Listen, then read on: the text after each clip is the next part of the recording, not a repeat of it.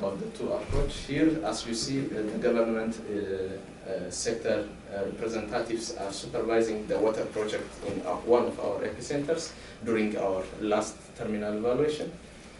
This next picture is when we are preparing the final report. At the center, the district administrator is seated and coordinated the process. This is how we evaluate the community approach. Our implementation jointly with the government. We see this as an opportunity to ensure participation, this involving the community capacity, building the capacity of the community and working with the government made our efforts successful. We believe that, so we can say this can be replicated into other THP and maybe other organizations like NGO or other local and international organizations.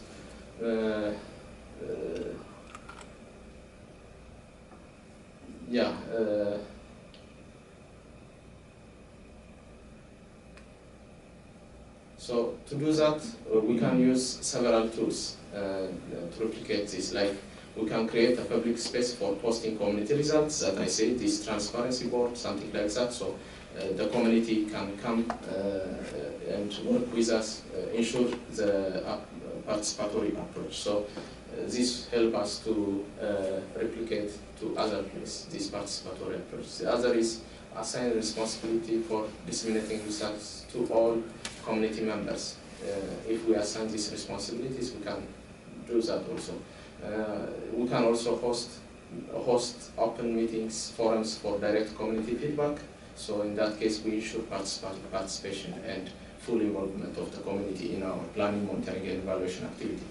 The other also, is regarding the working with the government.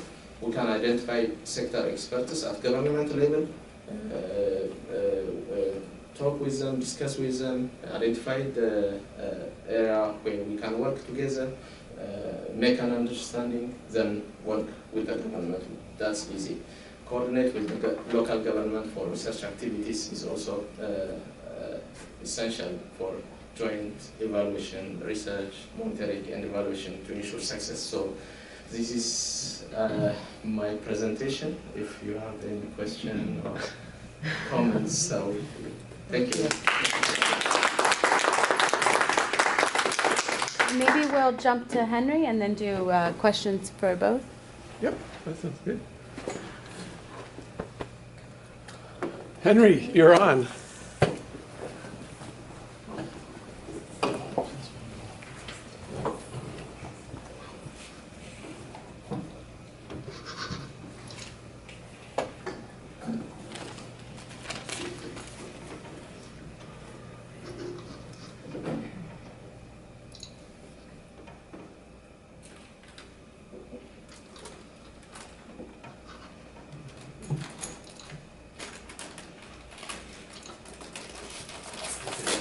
Forward button. Here's your mic. You're all set. Good afternoon, everyone. Just as my colleague, this is also my first time to be here in the United States. So far, so good. I'm liking it. Okay, my presentation here is going to highlight many the work on THP Malawi. First, I'll give you a background of our work, then I'll dive into the M&A so that you should first understand what we monitor and evaluate. Okay. So the presentation, as I said, I'm going to give you the THP Malawi's mission, the center strategy at a glance, and then on THP Malawi monitoring and evaluation, I'm going to have a background, principles of the M&A at THP Malawi, the outcome evaluation pilot project, community data presentation. Then I'm going to talk about methodology and the actual presentation, challenges and results. Then scalable approaches to community data presentation. So the mission for THP Malawi is that it's a locally non-profit registered NGO committed at sustainable end of hunger and poverty in the rural communities of Malawi.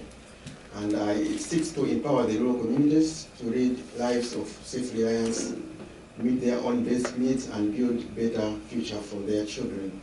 So we achieve the above mission through mobilizing the village clusters at the grassroots level to build the self-reliance, empowering women as key change agents, and forging effective partnership with local government. So this picture just gives you a picture of what an epicenter is. So this picture on the right-hand corner is an epicenter building. It's L-shaped. Everywhere you go, you're going to find that L-shaped building. And in that L-shaped building, you're going to find there is a community hall where the communities will hold their meetings. There is also a health facility. There is a rural bank. There is a resource center and a nursery school. And we also have a nurse's quarter down there, that picture. That's the medical staff provided by the government that work at the health facility that is at the center. Then we have the food bank that's under food security. That is, we give out farm input loans, which is paid in kind, and that is maize grain is paid, and that maize is kept in that food bank and is sold back to the community as a revolving fund. So the center is not only those structures, but also have villages. So you're going to find those structures at the center of the villages that make up an epicenter. So we have village partners surrounding that particular structure.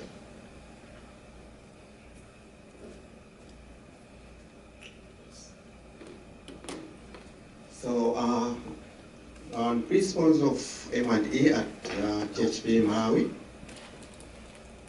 we believe that the communities are the primary consumers of the epicenter data. Whatever data we collect, the community should be the primary consumer. We also utilize a people-centered approach and participatory action research. Implementation process of those principles. We have general assembly meetings at the end of each year.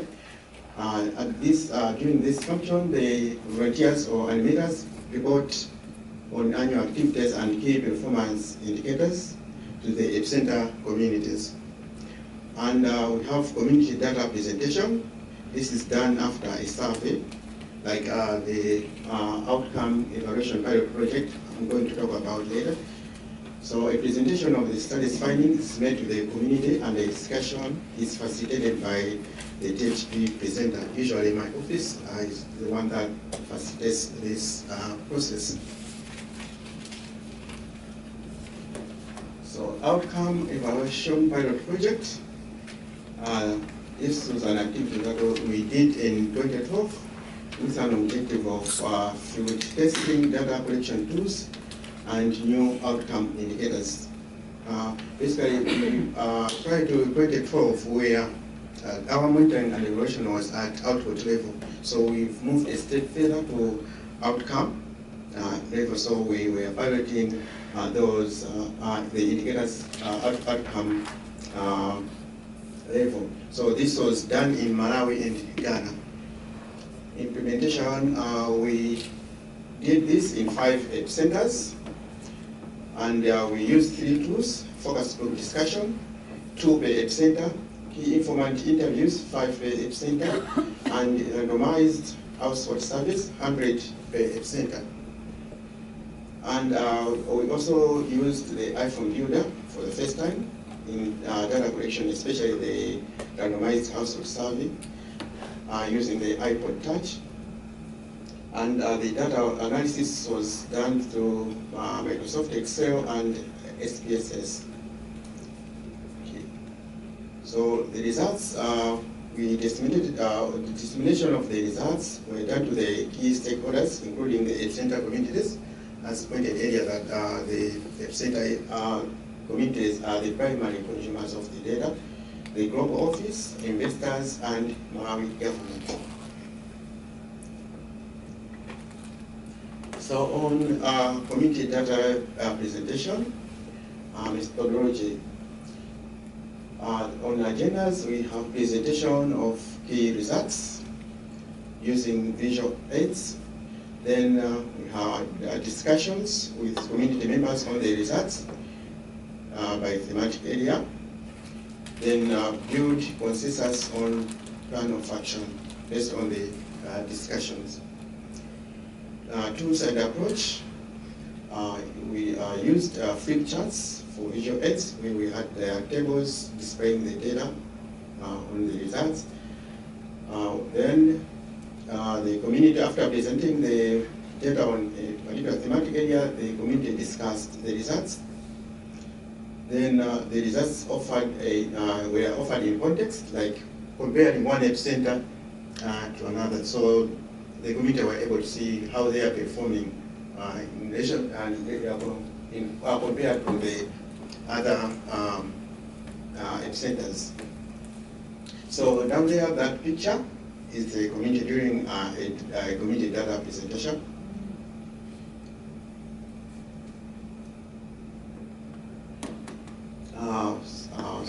Continuation on the community data presentation. So we're going to look at the challenges, literacy and numeracy low in the epicenter communities. So it was difficult for them, like presenting the data in graphs or presenting them in percentage. So we had to explain what, like if I say 10% of the people are educated, so I had like to explain it further for them to really understand. It was first time for me to see or interact with data charts. That's what I've just explained. Because of their literacy and numeracy levels, it was difficult for them to comprehend.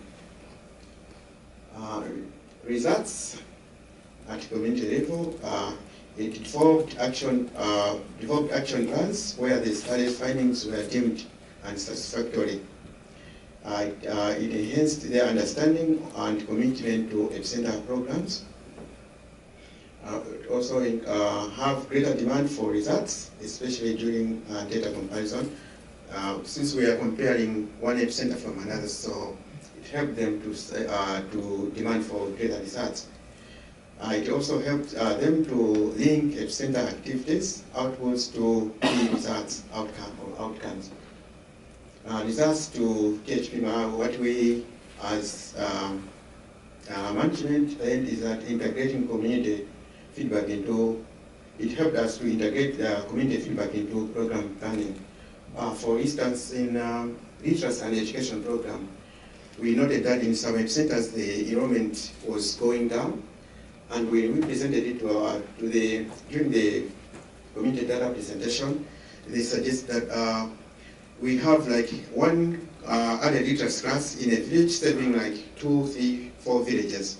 So they suggest that why can't we move this class from this village A maybe to village C, so that the people in village C also have chance, because maybe village A was very far away from them. So that has been implemented. It came from the community.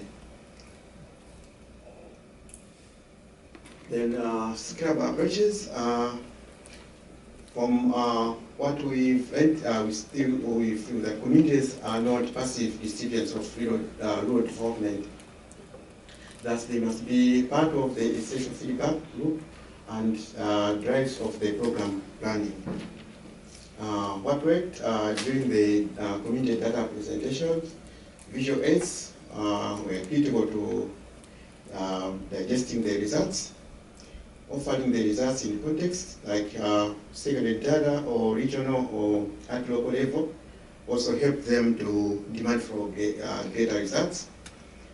Major focus on time for discussion, explanation, and debate allowed for communities to feel ownership for the results.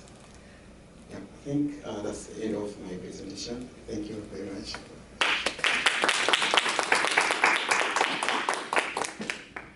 So any questions anyone has for our M&E officers here?